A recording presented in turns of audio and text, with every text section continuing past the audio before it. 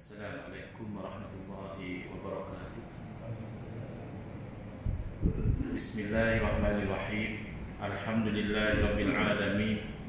Wa afdhalus salati wa atamut taslimi ala sayyidina Muhammadin wa ala alihi wa sahbihi ajma'in. Rabbi shrah li sadri wa yassir li amri wahlul 'uqdatam min lisani yafqahu qawli. Subhanaka la ilma lana illa ma 'allamtana innaka antal alimul hakim.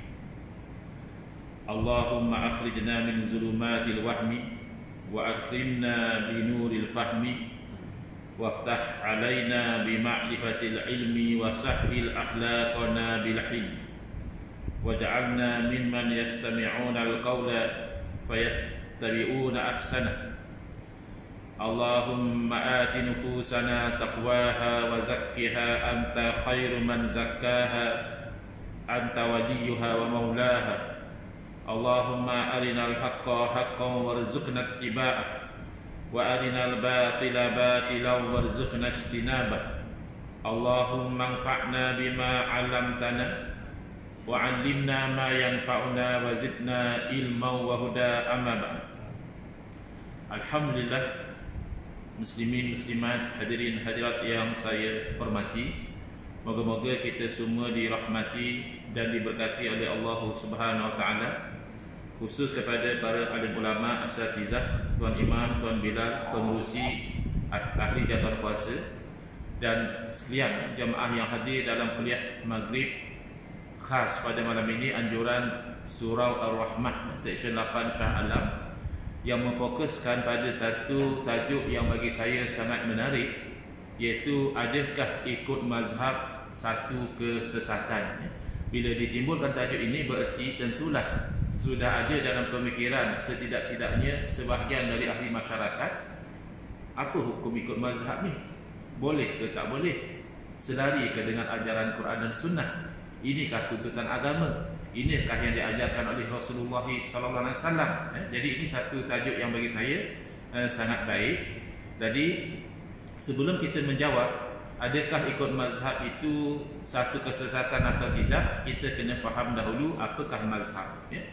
Kesesatan kita dah jelas, basically satu keadaan yang bercanggah dengan apa yang diajar oleh Nabi sallallahu alaihi wasallam. Nabi ajar lain, yang dipegang tu lain. Itu satu bentuk kesesatan. Jadi untuk kita mengatakan adakah ikut mazhab itu satu kesesatan atau tidak, hendaklah kita terlebih dahulu faham apakah yang dimaksudkan dengan mazhab. Al-hukmu ala syai' far'un an tasawwurihi. Hukum tentang satu perkara hanya cabang daripada kita memahami atau menggambarkan apakah perkara tersebut. Jadi mazhab, kalau kita lihat dari segi bahasa, ia datang daripada perkataan bahasa Arab zahaba yadhhabu, yang bererti pergi. Misalnya zahaba Umaru ilal madrasati, Umar pergi ke sekolah. Zahaba artinya pergi. Bila ditambah huruf mim, maka ia bertukar fungsi menjadi ismu makan, menjadi nama tempat. Kalau zahaba yazhabu pergi, maka mazhab tempat pergi. Kadang gitu saja bahasa Arab ni. Ta'ima yat'amu makan, mat'am tempat makan. Ghasala yaghsilu basuh, maghsal tempat basuh. Tambah huruf mim saja. Tetapi dalam konteks ini yang kita bincangkan pada malam ini, kita kena ingat bahawa zahaba yazhabu juga boleh membawa makna berpandangan. Bukan makna pergi saja, boleh juga bermakna berpandangan atau berpendapat. Mungkin kita jumpa dalam kitab-kitab bahasa Arab disebut zahaba Al-Imam Abu Hanifah ila kaza wa kaza. Imam Abu Hanifah berpandangan begini-begini. Wa zahaba Imam Syafi'i ila kaza wa kaza. Sementara Imam kita Syafi'i berpendapat begini.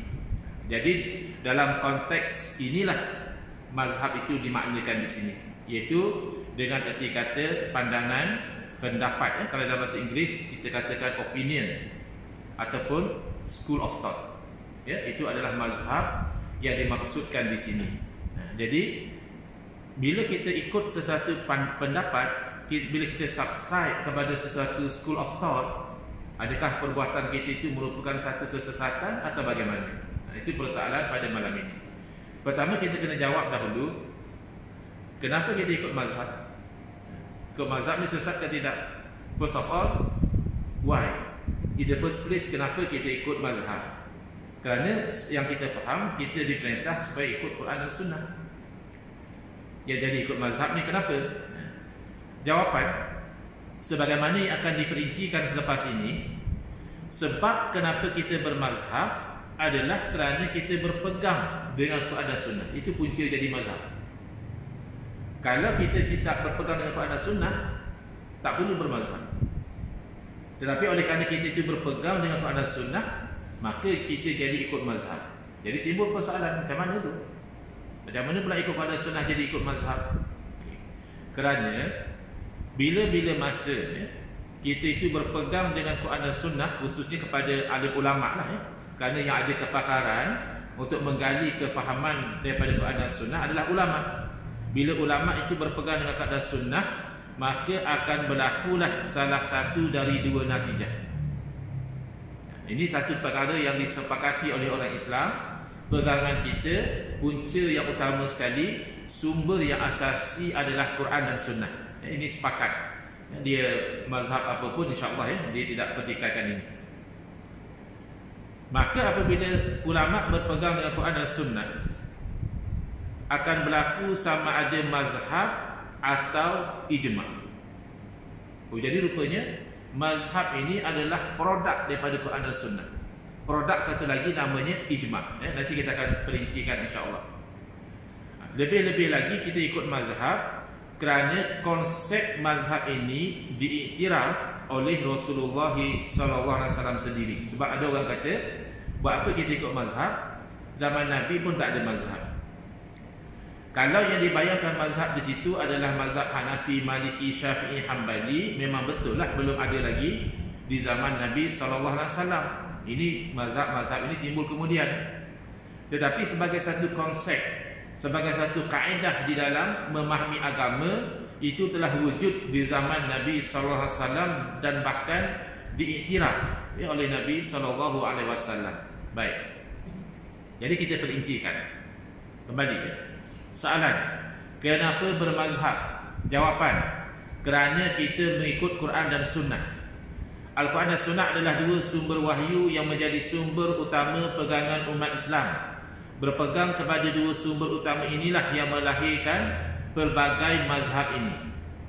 Kerana natijah daripada berpegang daripada Quran dan Sunnah adalah salah satu dari dua kemungkinan. Kemungkinan yang pertama dikenali sebagai ijma'. Kata bahasa Arab, ajma'a yujmi'u ijma'an, iaitu satu bentuk kesepakatan, konsensus. Natijah yang kedua namanya adalah khilaf, difference of opinion. Ada dispute, yang ni kata begini, yang ni kata begitu. Kalau dalam mahkamah dia kata ada dissenting opinion. Kadang-kadang kan mahkamah tu dihakimi oleh 3 hakim atau 5 hakim.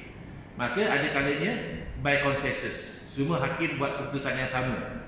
Ada kalanya by majority, 3-2 misalnya, 3 hakim buat keputusan macam ni, ada dissenting opinion, itu namanya khilaf. Baik.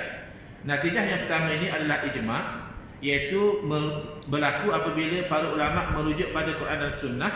Setelah mereka merujuk kepada Quran dan Sunnah, semua ulama sampai kepada kefahaman yang sama, lalu mereka pun berfatwa dengan fatwa yang sama.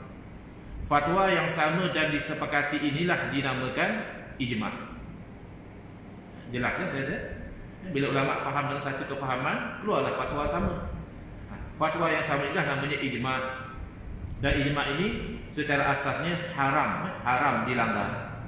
Mana ulama dah sepakat kita nak buat macam lain, kerana berdasarkan pada ayat suci Al-Quran, wa may yushaqiqir rasula min ba'di ma tabayyana lahul huda wa yattabi' ghayra sabilil mu'minina nuwallihi ma tawalla wa nuslihi jahannam wa sa'at masira. Kata Imam Syafi'i rahimahullah taala, inilah ayat menjadi dalil wajib ikut ijma'.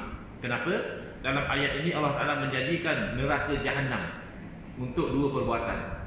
Pertama, syiqaqur rasul, degil dengan Rasul sallallahu alaihi wasallam, tak nak ikut dakwah Nabi, dijadikan dengan neraka jahannam. Yang kedua, ittiba'u ghairi sabilil mu'minin, ikut jalan lain daripada jalan orang mukmin juga dijanjikan dengan neraka jahanam. Adakah dijanjikan neraka jahanam tu makna perbuatan tu wajib atau sunat atau makruh misalnya? Tidak.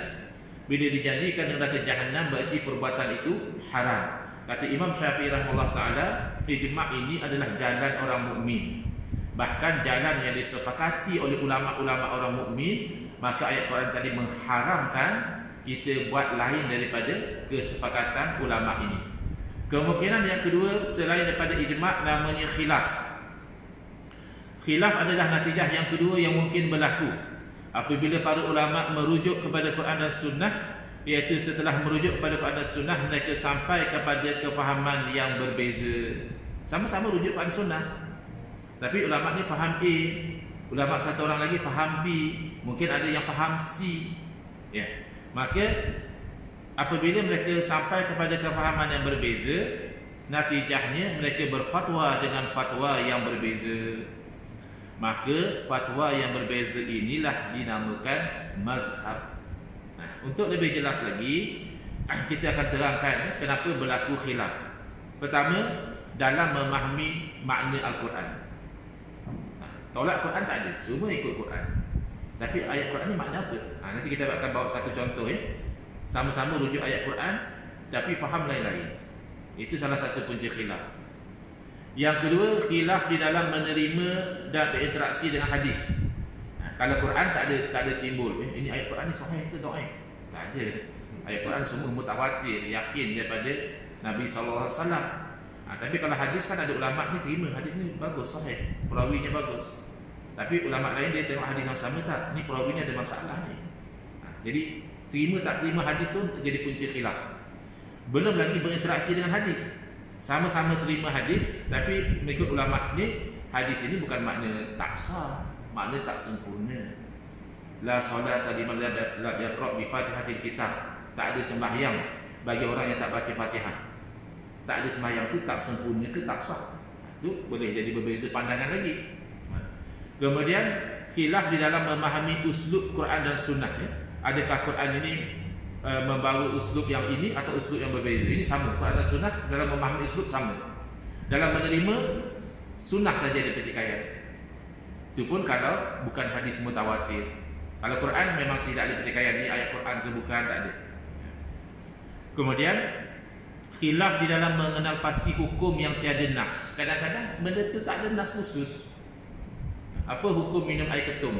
Cari dalam Quran hadis, air ketum pun tak ada cerita. Kalau ada orang salah faham, dia baca-baca wa in kuntum ni saja kan, wa in kuntum bukan air ketum bang. Ini bahasa Arab bukan bahasa Melayu. Tak ada ni dalam Quran hadis cerita tentang air ketum. Habis tak ada hukum lah minum air ketum, ada. Maka ulama kena kaji apa hukum dia. Yang kita semayang jarak-jarak itu hari, padahal Nabi suruh semayang apa-apa, itu tak ada hukum. Pasti ada hukum dia.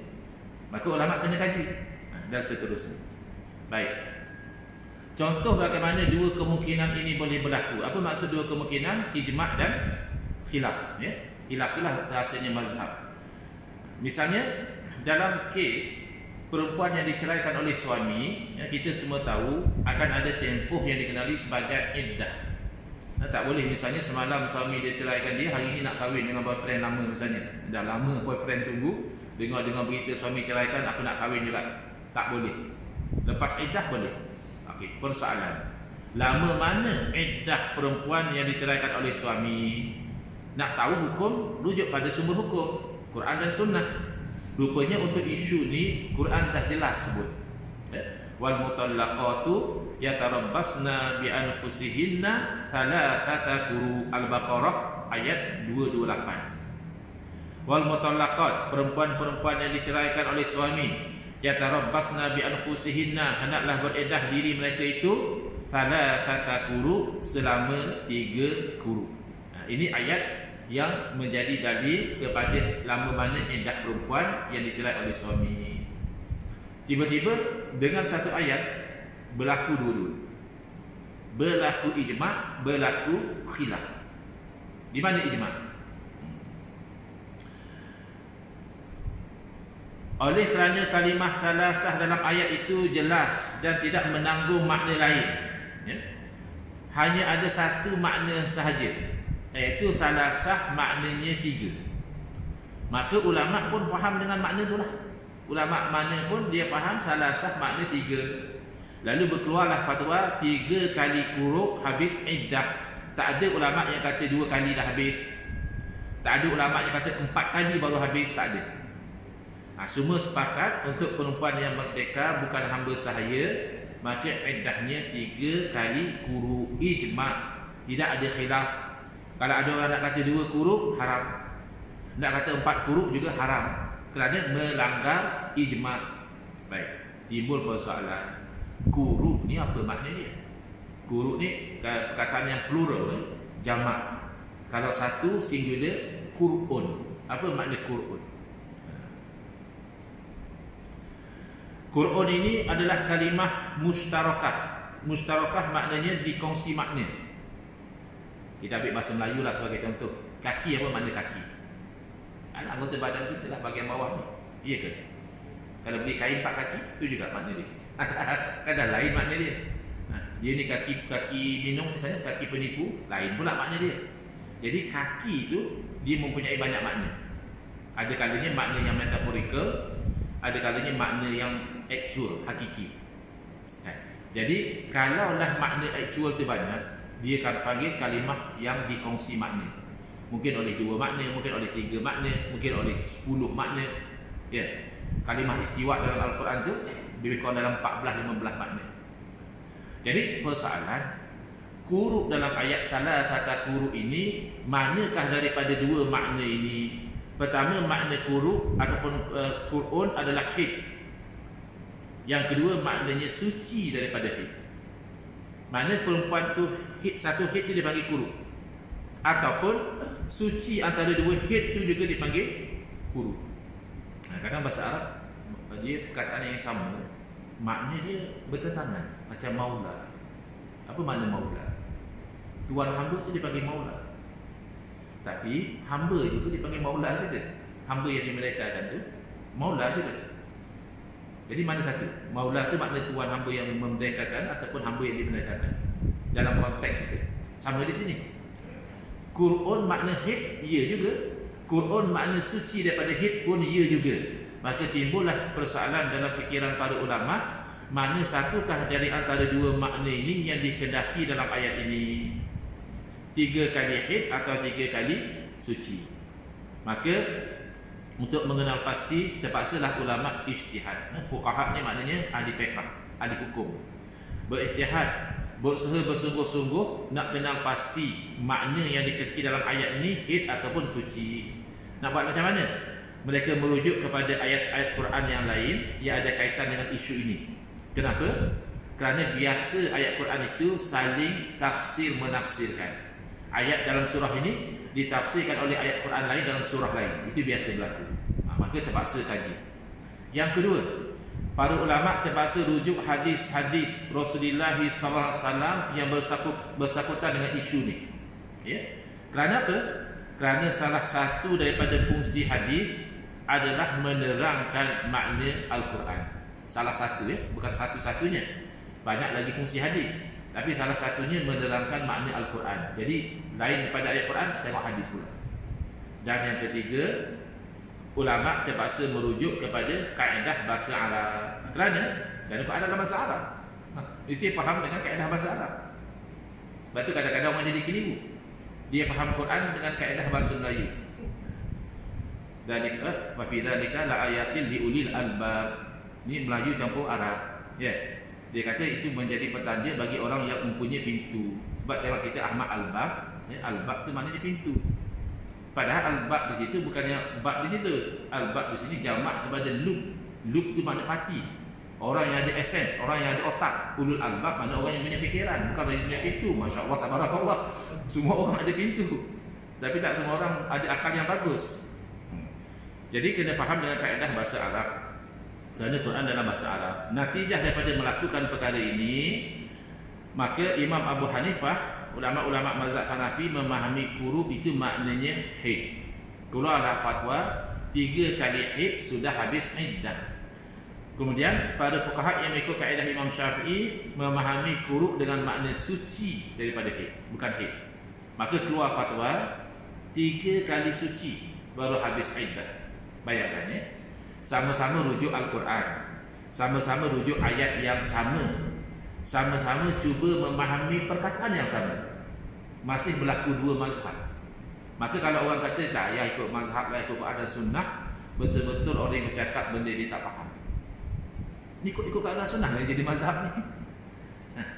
Baik. Perbezaan fatwa ini disebut khilaf, dan fatwa yang berbeza-beza inilah dipanggil mazhab. Macam mana kamu kata jadi satu benda sesat lah ikut mazhab? Tapi memang ada orang kata begitu. Ya, ada golongan yang ekstrim. Dulu di Negeri Sembilan ada, bahkan sampai sekarang ada dipanggil Madrasah Ittiba'us Sunnah. Nama bagus. Sekolah ikut sunnah. Oh, Masya Allah. Tapi kadang sunnah ni hanya jadi slogan saja. Ustaz sunnah, kampung sunnah, semua sunnah lah. Tapi benar-benar sunnah atau tidak, itu yang kita nak pastikan. Jadi kalau betul-betul sunnah, dia tidak akan menolak mazhab dalam konteks yang betul. Mazhab dengan arti kata ikut keadaan sunnah jadi khilaf, itu biasa. Baik. Contoh mazhab diiktiraf di zaman Rasulullah SAW. Mazhab di sini bukan makna mazhab ulama tertentu, Hanafi, Maliki, Syafi'i, Hambali, belum wujud lagi ya. Mazhab di sini maksudnya konsep dia. Konsep mempunyai pandangan yang berbeza dalam memahami hukum Nabi iktiraf. Misalnya ya, saya terus terjemah ya untuk jimatkan masa. Daripada Sayyidina Abi Sa'id Al-Khudri radhiyallahu anhu, 2 orang lelaki keluar dalam satu musafir, perjalanan safar, lalu datang waktu solat, masuk waktu solat, dan mereka tidak menjumpai air. Nak berwuduk tak ada air. Ketika itu telah ada ayat Quran yang mengatakan kalau tak ada air, fatayammamu sa'idan thayyiban. Hendaklah itu tayamum dengan debu yang suci atau tanah yang suci. Baik. Maka mereka pun beramallah dengan dalil. Dan Quran kata gitu. Tak ada air, tayamum, dia tayamum. Kemudian kedua-duanya salat. Selepas itu dah sambung balik perjalanan, mereka itu jumpa air dan waktu solat masih ada. Timbul question mark, persoalan. Ini nak kena ulang balik ke tidak? Kan tayamum ni sebagai ganti air. Tadi tak ada air, okeylah kita ganti dengan tayamum. Sekarang air dah ada, waktu solat pun masih ada. Patut kita ulang ke tak perlu? Yang berlaku adalah hilaf.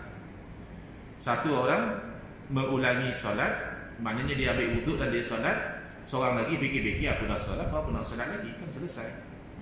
Kemudian kedua-duanya berjumpa dengan Rasulullah SAW dan menceritakan kejadian tersebut. Lalu Nabi SAW bersabda kepada yang tidak ulang solat sekali saja. Nabi kata apa? Asabtas sunnah wa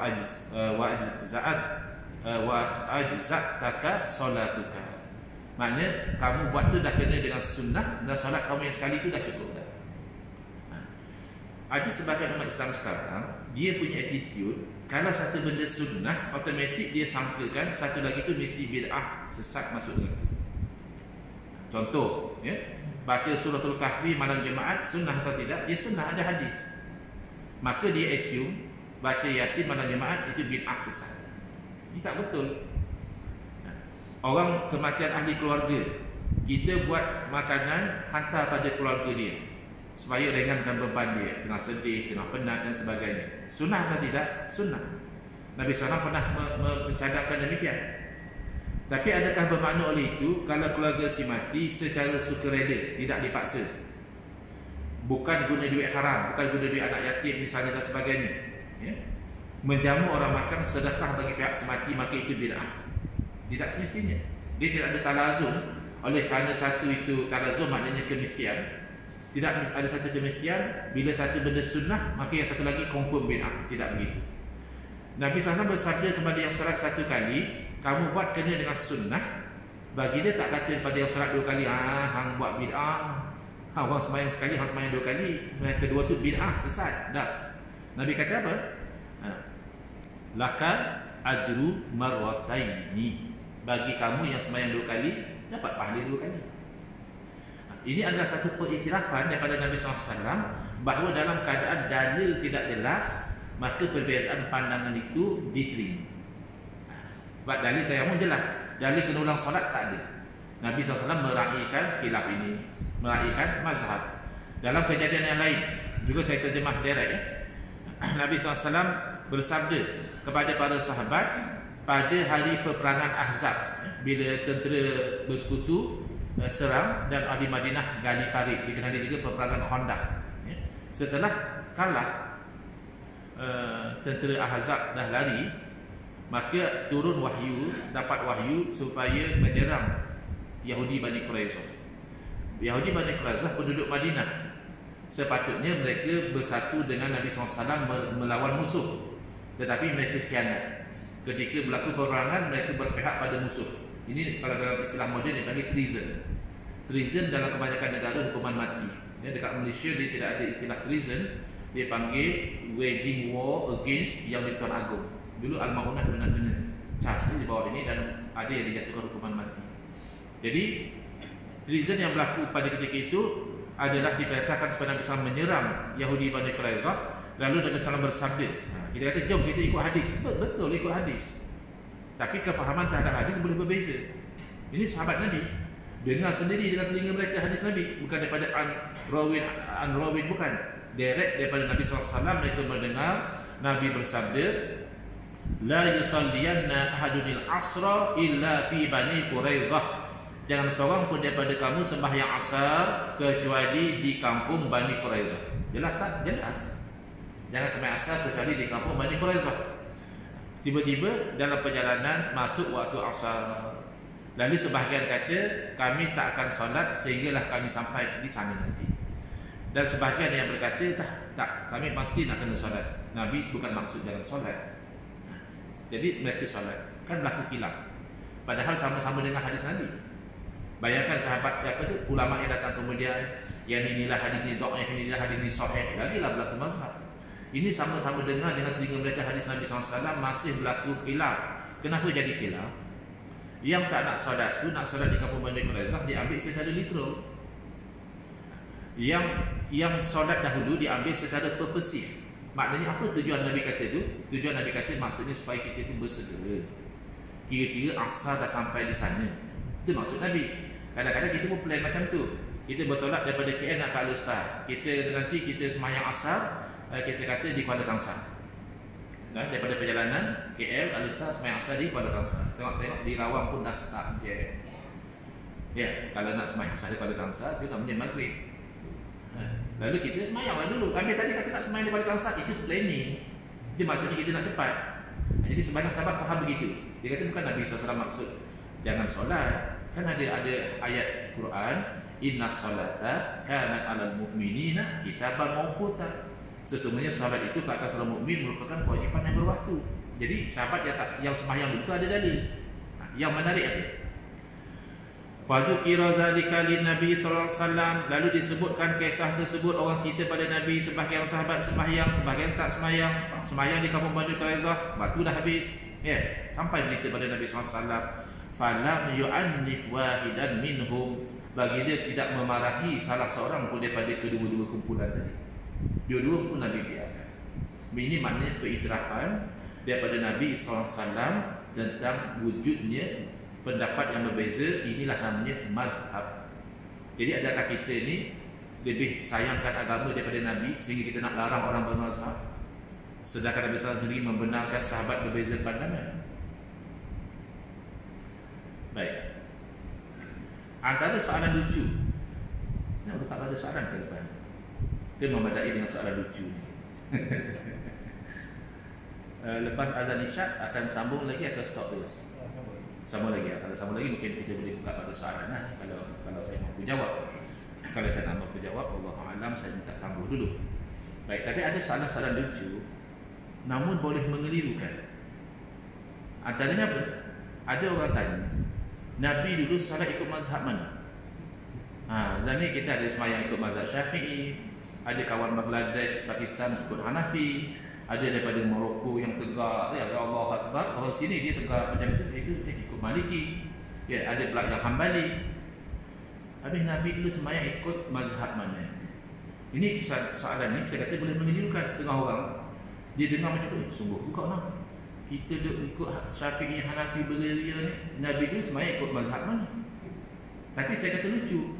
Kenapa lucu? Kerana soalan ni tak perlu. Nabi SAW solat ikut wahyu, ikut sebagaimana yang diwahyukan kepada baginda. Wa ma yantiqu 'anil hawa in huwa illa wahyun yuha. Bagi dia tu bercakap pun ikut wahyu. Takkanlah solat ikut suka hati. Pastilah bagi dia solat ikut wahyu. Tak ada kena-mengena dengan kita solat bermazhab. Nabi solat ikut wahyu, kita solat ikut siapa? Ikut Nabi. Sallu kama ra'aitumuni usolli. Hendaklah kamu solat sebagaimana kamu lihat aku solat. Tang hadis ni lah kadang-kadang sebahagian orang dia tak perasan realiti. Maka dia rasa dia sembahyang tu dia lah yang solat sifat Nabi yang sahih. Ya Allahu Akbar. Aku je yang sahih. Kawan yang macam ni dia tak sahih. Ya. Betul kan? Bila tahiyat akhir tu gagak-gagak jari, aku je yang sahih. Yang asyhadu an la ilaha illallah, itu style lama. Tak sahih tu. Kita nak dengan tubuh kampung mayang macam tu. Yang sahih tu bergerak laju-laju macam ni. Betul kan? Betul lah. Sallu kama ra'aitumuni usolli. Hendaklah kamu solat sebagaimana kamu lihat aku solat. Semangat dia bagus. Maka kita kena bagi dia itu berpijak pada realiti. Pelan-pelan tepuk belakang dia. Minta maaf abang nak tanya sikit. Abang bila lihat Nabi solat? Minggu lepas ke tahun lepas? Yang abang solat begini tu, abang lihat Nabi solat macam tu bila? Pasti dia akan kata, tak adalah sampai macam tu. Aku pergi kursus. Abang tahu? Kursus sifat solat Nabi yang sahih. Tu aku tahu Nabi solat lagu tu. Oh macam tu. Kita serupa lah. Kami solat macam kami solat. Sebab tok guru kami ajar macam tu lah cara Nabi solat. Jadi kamu solat macam tu, kami solat macam ini. Sebenarnya masing-masing tak lihat Nabi solat. Masing-masing hanya ikut tok guru dia. Yang penting tok guru dia ambil daripada mana? Sebab tok guru dia pun pasti tak lihat Nabi solat. Ambil pada guru juga. Maka di situlah pentingnya sanad. Yang kita solat mazhab Syafi'i confirm bersambung tak sanad itu dengan guru kita daripada guru kepada guru kepada guru sampai pada murid Imam Syafi'i kepada Imam Syafi'i kepada guru Imam Syafi'i kepada sahabat Nabi. Maka sahabat Nabi inilah yang melihat Nabi SAW solat. Tapi kalau yang setakat sifat solat Nabi sahih, cek sampai ke Al-Albani misalnya. Al-Albani sanad solat dia tak bersambung. Itu tafsir dia sendiri. Dia baca hadis, dia tafsir sendiri. Kalau kamu selesa bahawa 1400 tahun umat Islam sembahyang tak ikut solat sifat Nabi yang sahih, datang Syekh Albani, barulah Syekh Albani faham sifat solat Nabi yang sahih itu macam mana, silakan. Tapi kalau kita cerdik sedikit, kita fikir-fikir 1400 tahun orang tak tahu solat sahih, ya tak mungkin. Tapi kenapa beza-beza? Kerana riwayat boleh berbeza. Sama penerimaan hadis satu berbeza, tafsiran hadis lagi berbeza. Macam sapu kepala. Sapu seluruh kepala ke sapu sebahagian kepala? Mazhab Syafi'i kata wamsahu bi ru'usikum ba'da litam'i, untuk sebahagian cukuplah. Mazhab Hanafi kata dalam hadis Nabi sapu 1/3 atau 1/4, so kenalah sapu sikit. Mazhab Maliki kata ba'du zaidah, tak ada makna. Wamsahu bi ru'usikum mana wamsahu ru'usakum, sapu semua. Itu baru ayat Quran. Tak ada khilaf dhaif sahih, tak ada, memang ayat Quran pun masih berbeza, apalagi hadis. Maka insya-Allah selagi mana sanad bersambung, yang sanad bersambung tinggal 4 sekarang. Yang lain pupus. Iaitu Hanafi, Maliki, Syafi'i, Hambali. Yang bersambung sanad itu insya-Allah walaupun ada sikit sebanyak berbeza, itu sifat solat Nabi. Tak mustahil Nabi solat berbeza pada masa yang berbeza. Turun lutut dulu ke tangan dulu. Tak mustahil Nabi buat dua-dua. Dalam keadaan tertentu Nabi turun lutut dulu. Maka yang turun lutut dulu pun sunnah. Ada masa-masa Nabi SAW turun tangan dulu. InsyaAllah turun tangan dulu pun sunnah. Ya bid'ah kalau turun kepala dulu. Itu na'udzubillah min zalik, masuk ICU bang kan. Kita sambung selepas daripada lawangan azan insyaAllah.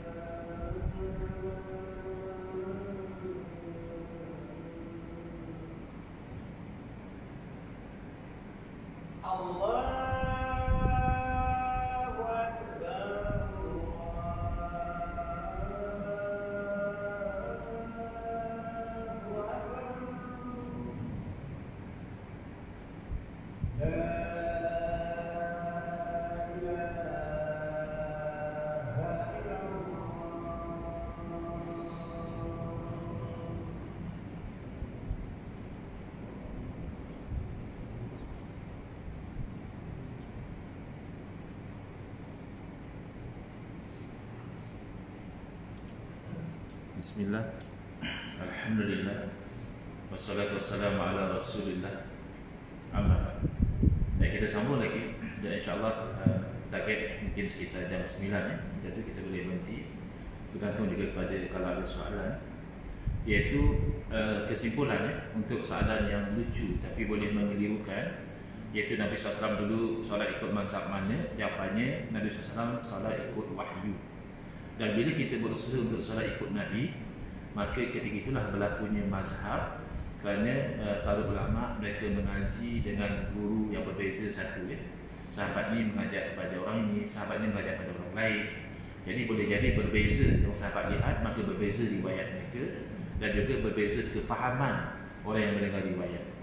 Soalan lucu dan bergelukan yang kedua adalah Nabi Isa AS nanti turun ke dunia ikut mazhab mana?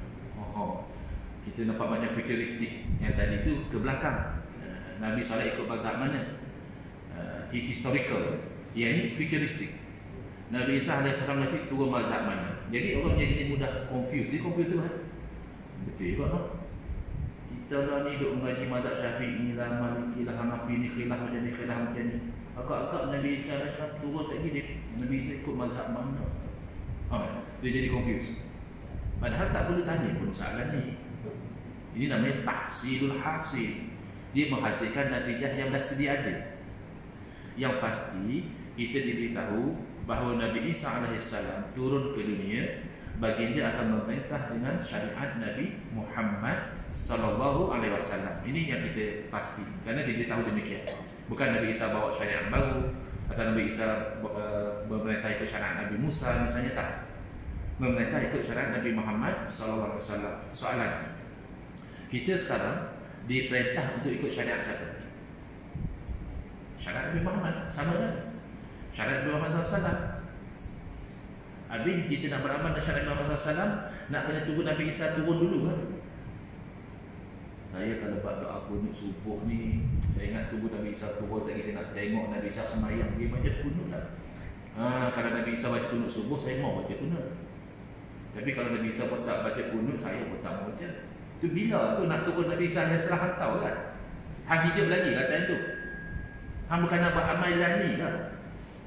Padahal untuk kita ikut syariat Nabi Muhammad sallallahu alaihi wasallam, hendaklah kita merujuk kepada Al-Quran, As-Sunnah, berpegang pada ijma', menggunakan qiyas, ambil kira masalah mursalat, ambil kira sadu zara'i, ambil kira uruf dan sebagainya, tak kurang daripada 12-13 sumber hukum yang ulama rujuk bila nak kenal pasti hukum. Paling tidak yang utama Quran dan Sunnah.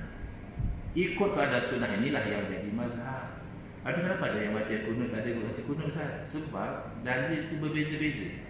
Ada dalil yang difahami Nabi SAW baca kunut sebulan, lepas tu Nabi SAW tinggalkan. Lepas baca sebulan Nabi tinggalkan. Ada pun untuk kunut subuh tak putus-putus bagi dia berkunut sehinggalah bagi dia meninggal dunia. Itu kan jelas.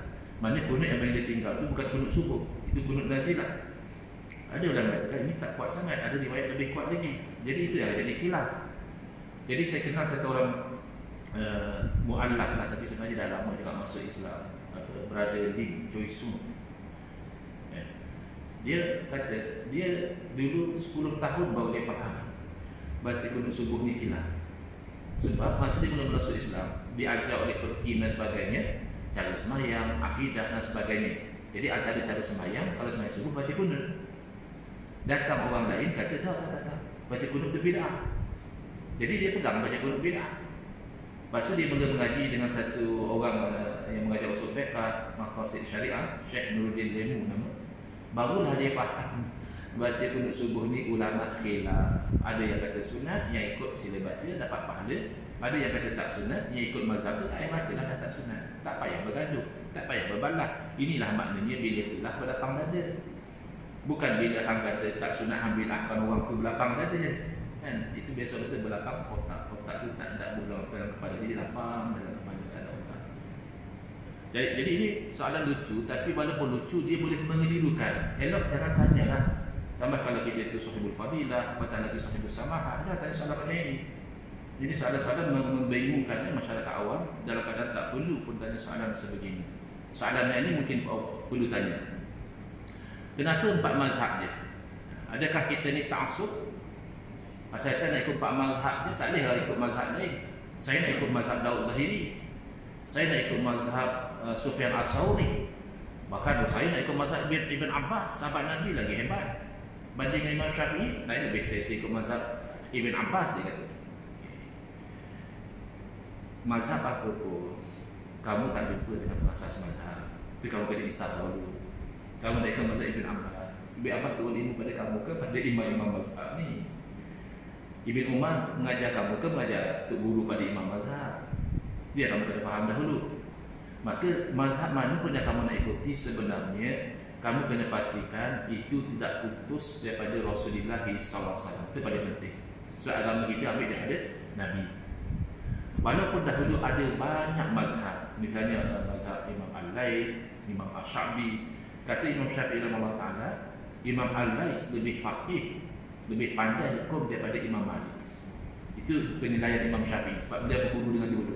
Bahkan ramai dari guru Imam Syafi'i. Tapi mana mazhab Imam Malik sekarang? Jawabnya pupus. Murid-murid tidak menyampaikan, tidak mengembangkan.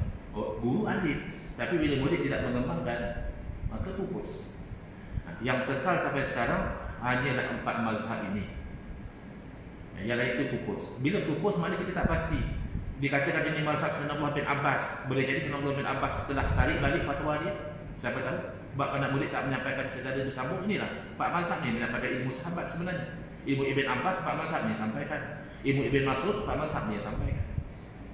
Jadi lain pada 4 mazhab bila pupus, tak selamat untuk kita ikut sesuatu yang tak bersambung. Hadis Nabi pun kita kata, oh ini tak bersambung sanad, ini dhaif, ini dan sebagainya. Padahal hadis Nabi. Tapi oleh kerana kecacatan pada silsilah sambungan itu dinilai dhaif. Apatah lagi sekadar mazhab hanya ambil 1-2 fatwa, tak tahu kaedah dia. Kadang-kadang ulama berfatwa, tapi itu adalah exception, pengecualian kepada kaedah umum. Kita tak tahu dia itu exception. Maka sebab itulah ulama melarang berpegang dengan sesuatu fatwa luar daripada mazhab yang empat. Bukan kerana taksub, tapi kerana luar daripada mazhab yang empat, sanad tidak lagi bersambung dengan Rasulullah SAW. Baik, saya dah mula nak tekan break ya. Dah hampir jam 9. Ada yang mendakwa haram bermazhab. Sebab dia kata Nabi suruh kita ikut Quran dan Sunnah. Tiba-tiba kita pergi ikut mazhab. Haram. Ini kita dah jawab tadi bahawa macam mana boleh haram, sedangkan mazhab itu produk daripada ikut Quran dan Sunnah. Satu lagi produk namanya ijma'. Kalau beza pandangan namanya mazhab, tak mungkin haram. Nabi pun iktiraf. Yang kedua dia kata tak perlu bermazhab kerana sudah ada Quran dan Sunnah. Kita dah terangkan juga tadi, mazhab itu hasil daripada Quran dan Sunnah. Yang ketiga ni yang kadang orang terjerumus ya. Dia kata apa? Kita bermazhab, bukan kita tak bermazhab, tapi kita tak terikat. Mana mazhab yang kita lihat dalilnya kuat, hampir dengan Quran dan Sunnah ya, yang itu yang kita pegang. Jadi ada kali kita ikut mazhab Syafi'i sebab dalil dia kuat. Ada kali kita ikut Hanafi sebab dalil dia kuat. Saya ni seminta selalu nampak, wah yang ni ideal, yang ni bagus sebab dia tak taksub. Betul ke? Orang ini sebenarnya dia taksub pada pandangan dia sendiri. Kan dia yang menilai mana pandangan yang kuat. Mana ilmu dia itu sekurang-kurangnya setara dengan imam-imam mazhab. Bila kita cek, fa'il maf'ul pun belum tahu beza lagi. Maf'ul mansub pun tak tahu nak letak di mana. Apatah lagi usul fiqh, apatah lagi syarat qiyas, ya, apatah lagi masalikul illah, tak tahu. Tapi rasa-rasa macam dah boleh menilai mazhab mana yang rajih. Oh, saya cenderung mazhabnya apa? Kan cenderung mazhab apa? Siapa yang bagi hal cenderung? Ini mujtahid tarjih atau belum? Jadi maknanya perasaan. Kalau sebut lagi sikit namanya perasaan. Jadi secara ringkasnya ini sahaja pilihan dalam bermazhab. Kalau kita kata dia tak ada mazhab, tak mungkin. Salah satu saja. Pilihan yang pertama, kita sebenarnya beramal ikut mazhab guru kita, ustaz kita yang mengajar begitu, yang mana guru ambil daripada guru, bersambung-sambung kepada murid imam mazhab, sampai kepada imam mazhab, sampai kepada guru imam mazhab, sampai kepada tabi'in atau sahabat, sampai kepada Sayyidina Rasulullah SAW. Ini pilihan pertama untuk bermazhab. Secara reliti tinggal 4 mazhab yang ada karakter macam ini. Pilihan yang kedua, saya tak berkata nak ikut mazhab, tapi tengoklah Imam Syafi'i pun tak ada PhD lah. Saya ni macam lebih selesa lah kalau orang ada PhD tu macam confident tu lebih sikit lah. Masya Allah. Dia tak tahu lah kalau Imam Syafi'i hidup zaman sekarang, yang PhD itu akan menuntut dengan Imam Syafi'i. Imam Syafi'i akan jadi supervisor. Kalau kat tu pun kalau layak. Dah kan tak layak nak jadi supervisor Imam Syafi'i. Jauh sangat levelnya. Tapi tak apalah ya. Dia kata saya lebih selesa dengan ikut pensyarah saya. Sebab pensyarah saya kata ni hadis ni Imam Syafi'i tak tahu. Terima kasihlah pada pensyarah saya. Wujudlah ada pensyarah saya, Imam Syafi'i tak tahu hadis ni. Misalnya begitu. Maka dia sudah ikut mazhab pensyarah dia. Bukan tak bermazhab. Sebab apa yang pensyarah dia kata kuat, dia ikut. Oh tak Ustaz, saya bukan jenis macam tu. Saya jenis tak taksub punya orang. Yang mazhab-mazhab kalau betul saya ikut. Yang pensyarah saya sendiri pun walaupun dia ada PhD, tapi kalau saya lihat dalil dia tak kuat, saya tak ikut. Masya Allah. Jadi hang ni mazhab hang sendiri lah. Tak ni yang paling bahaya sekali. Ya, sekurang-kurangnya pensyarah kamu tu ada juga 4-5 tahun dia mengaji agama, buat research, buat tesis dia. Ada supervisor musyrik dia bimbing sekurang-kurangnya. Walaupun belum level imam mazhab. Yang kamu ni baru surah 7 kali, khusus sifat solat sahih 2 kali, khusus tarikh hadis 3 kali, dah kira-kira boleh tarjih dah mazhab mana yang kuat. Ini dibimbangi dalam hadis Nabi SAW. Nabi bersabda, ajrukum ala fatwa abil futya ajrukum ala nari jahannam. Orang yang paling berani mengeluarkan fatwa di kalangan kamu, itu orang paling berani untuk masuk neraka jahannam. Berani lah. Bahasa Arab tak tahu, ya, atas bawah tak faham. Itu akhirnya dia berfatwa, ini sangat risiko tinggi.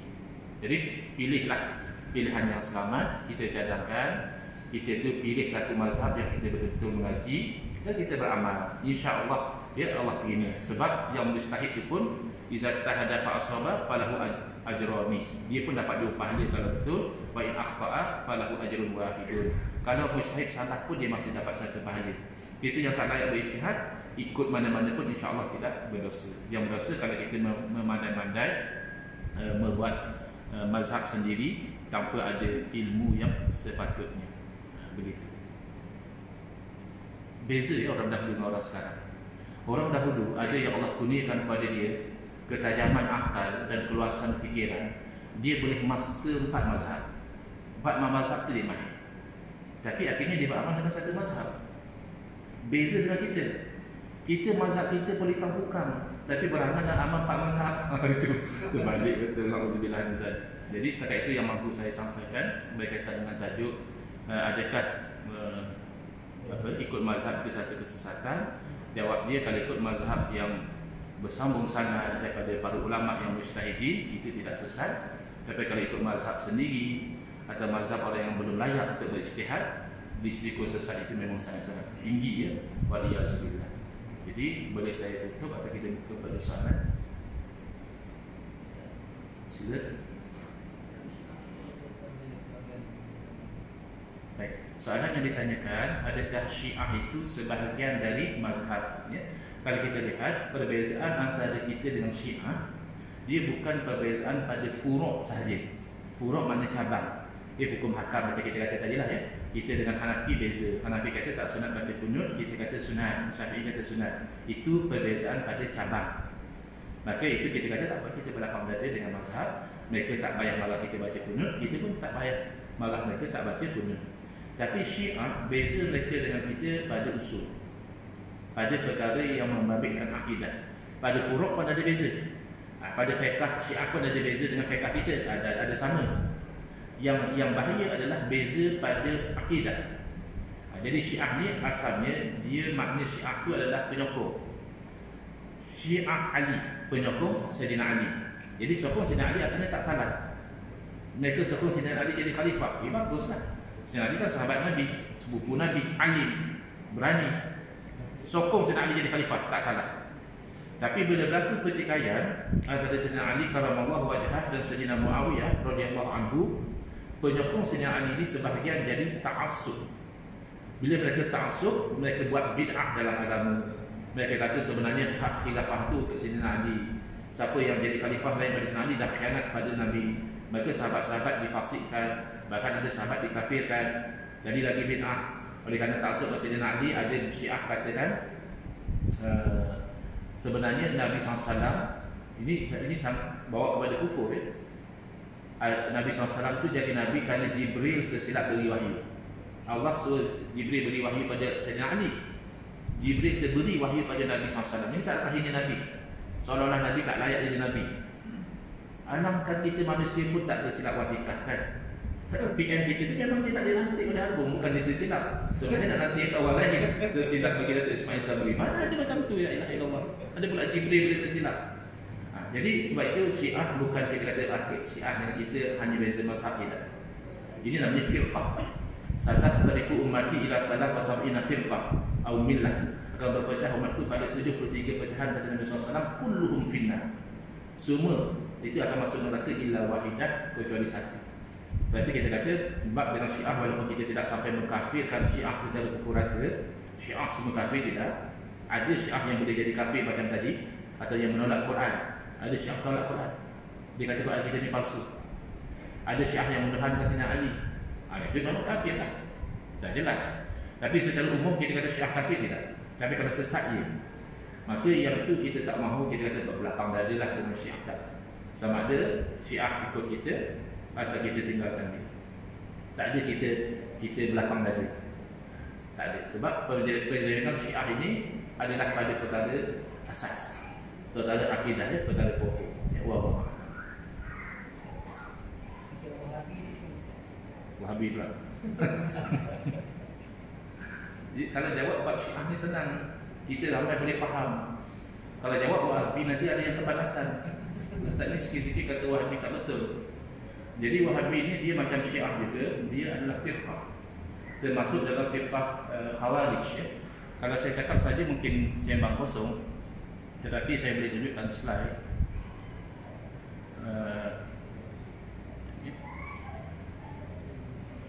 Tapi memang saya faham Wahabi ni tak ramai orang boleh terima kalau katakan Wahabi itu tak betul sebab zahirnya nampak macam betul. Elok pula slide dia kat sini.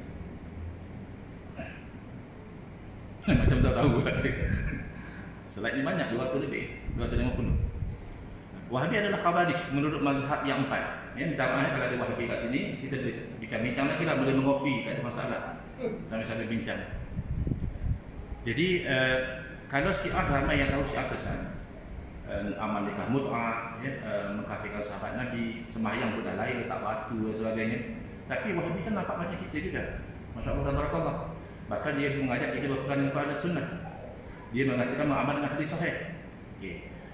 Berpegang dengan Sunnah tu sepakat sebenarnya. Ahli Sunnah wal Jamaah dengan Wahabi tak ada beza. Cuma beza kita Ahli Sunnah wal Jamaah dengan Wahabi adalah di sisi Wahabi berpegang dengan Sunnah tu termasuk tahrif, menyelewengkan tafsir kepada Quran dan Sunnah. Itu ciri Khawarij.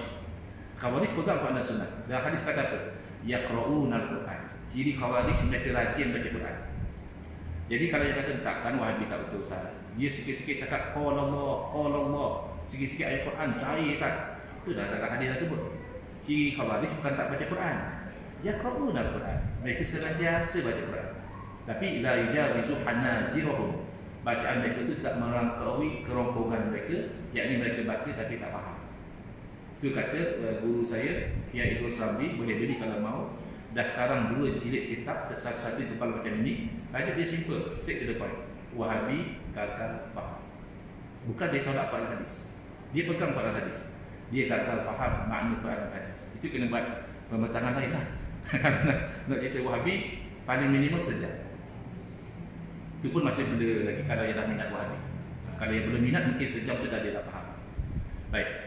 Secara ringkas untuk menjawab soalan tadi, Wahabi seperti Syiah juga menyeleweng, tapi berbeza lah. Penyelewengan itu berbeza. Mengikut mazhab yang 4 adalah Khawarij. Ini yang mengikut mazhab Hanafi, Al-Imam Ibn Abidin dalam kitab Raddul Muhtar ala Durril Muhtar dengan jelas menyebut madlabun fi atba'i Ibn Abdul Wahhab. Ini satu perbincangan berkaitan dengan anak Abdul Wahhab, iaitu Khawarij pada zaman kita. Jadi antara yang dilakukan oleh Khawarij ini adalah mereka keluar dari Najd. Dalam hadis ada sebut fitnah yang timbul daripada Najd. Najd itu Riyadh sekarang. Dah tukar nama jadi Riyadh. Kemudian mereka pernah menawan 2 tanah haram zaman Khalifah Utsmaniyah. Mereka membunuh orang yang pergi buat haji. Wa kanu yantahiluna mazhab al-Hanabilah. Mereka menyamar mazhab Hanbali. Jadi kalau ada Wahabi kat Malaysia kata, kamilah Syafi'i yang tulen. Tak heran. Menyamar mazhab ni memang kerja dia. Kat sana dia menyamar Hanbali, dekat tempat macam kita ni mungkin dia menyamar dia lah Syafi'i yang sebenar. Kamu kata ikut Imam Syafi'i tapi buat tahlil arwah. Kami ni betul-betul ikut Imam Syafi'i tapi arwah tu haram. Mana fatwa Imam Syafi'i kata tahlil arwah haram? Oh tu maktab lain. Jadi hati-hati ya. Saya laju-laju. Ini Hanafi, Maliki. Al-Imam Al-Alim Al-Alamah Al-Arif Billah Al-Syekh Ahmad As-Sawi Al-Maliki dalam Hasyiah ala Tafsir Jalan Lain menyebutkan ayat Al-Quran ini dikatakan turun menceritakan perihal orang Khawarij. Tengok ciri dia apa? Alladzina yuharrifuna ta'wil al-kitab was sunnah. Khawarij dia tak tolak Quran hadis, tapi dia menyelewengkan tafsir Quran dan hadis. Wa yastahilluna bidzalika dima al-muslimina wa amwalahum. Dengan salah tafsir itu mereka menghalalkan darah orang Islam dan harta benda mereka. Alhamdulillah di tanah air kita belum sampai ke peringkat itu lagi. Tapi mengkafirkan dah berlaku. Yang terpengaruh orang Wahabi, dia sangka kata orang tu kafir, orang ni kafir dah berlaku. Tapi kalau di negara Arab, dia sudah pergi kepada istihlalul dam, dia bunuh. Sebab orang ni kafir dia bom, orang ni kafir dia sembelih. Itu dah berlaku di negara Arab. Wa'iyyazubillah. Wa hum firqatun bi ardil Hijaz yuqalu lahum al-Wahabiyyah. Dan mereka ini satu puak di tanah Hijaz dinamakan Wahabi. Kan ada orang kata Wahabi ni mana ada, ini hanya momokan je, ini hanya yang ada hanya wasabi. Wahabi tak ada. Wasabi, Wahabi kan jangan confuse. Jadi yang ini dibuang dalam cetakan baru. Mereka tidak amanah. Mereka buang ayat yang jelas merujuk kepada mereka. Mazhab Syafi'i sama juga dalam Misbahul Anam wa Jala'uz Zalam fi Radil bi'in Najdi alladhi adalla bihal awal. Ulama mazhab Syafi'i menamakan Muhammad bin Al-Hadi adalah ahli bid'ah. Dia pengikut dia labelkan kita ahli bid'ah. Ustaz aku ni dah dengar dah ceramah dia ahli bid'ah. Tapi ulama daripada awal melabelkan pengasas Wahabi sebagai ahlul bid'ah. Kenapa? Ni di sini saya poinkan ya. Kerana ada hadis yang banyak yang menerangkan tanda-tanda Khawarij yang jelas menunjukkan bahawa anak Abdul Wahab dan pengikutnya termasuk Khawarij.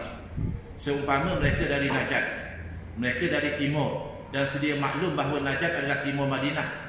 Sebagaimana Nabi SAW pernah bersabda yang maksudnya, kalaulah tidak kerana fajar itu datang daripada timur, nescaya saya tidak akan melihat kepada timur. Dan salah satu tanda golongan ini membotakkan kepala. Ini hanya berlaku pada Wahabi. Firqah sesat lain, Mu'tazilah, Jahmiyah, Musyabbilah dan sebagainya, tak ada yang tanda dia bagi itu botak kepala. Yang ini dalam kitab mereka sendiri mereka catatkan At-Tahliq, membotakkan kepala ini. Okey, terakhir iaitu mazhab Hambali, yang mereka mengaku Hambali sebenar tak terima. Hambali sebenar juga melabelkan Wahabi sebagai Khawarij. Bukan maaf ya kawan-kawan Wahabi, jangan panas sangatlah. Ini data ilmiah saja, boleh ribat dengan data yang lainnya. Iaitu dalam kitab Ar-Risalah Al-Mustamah Birriyah Al-Jahizah ini, simahum at-tahliq, sama macam mazhab Syafi'i tadi. Tanda golongan ini membotakkan kepala, yaqtuluna ahlal islami wa yad'una ahlal awsan. Perangai mereka suka membunuh, memerangi orang Islam, tapi dengan orang kafir mereka biar. Okey, just untuk open mind ni. Semenjak daripada fahaman Wahabi berleluasa di tanah Hijaz, pernah tak negara tersebut berperang dengan Israel?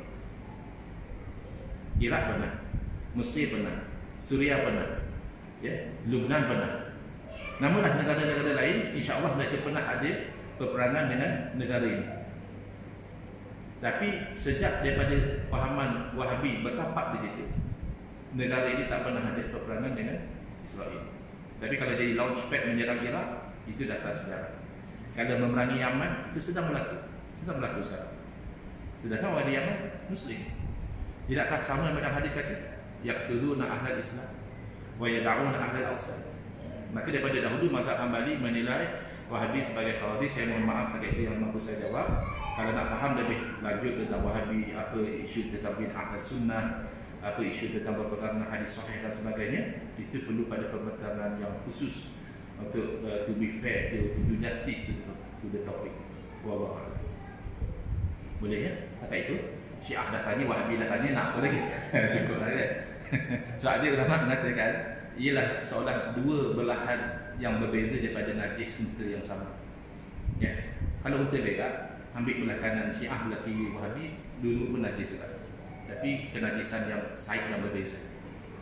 Bismillahirrahmanirrahim. Alhamdulillahirabbil alamin. Wassalatu wassalamu ala asyrafil anbiya'i wal mursalin wa ala alihi washabbihi ajma'in. Allahumma shrah sudurana wa ahsin akhlaqana wa azim ujurana wa nawwir qulubana bi nuri hidayatika kama naqra bi nuri syamsika abadan bi rahmatika ya arhamar rahimin. Walhamdulillahirabbil alamin. Amin ya rabbal alamin. Wal afu minkum.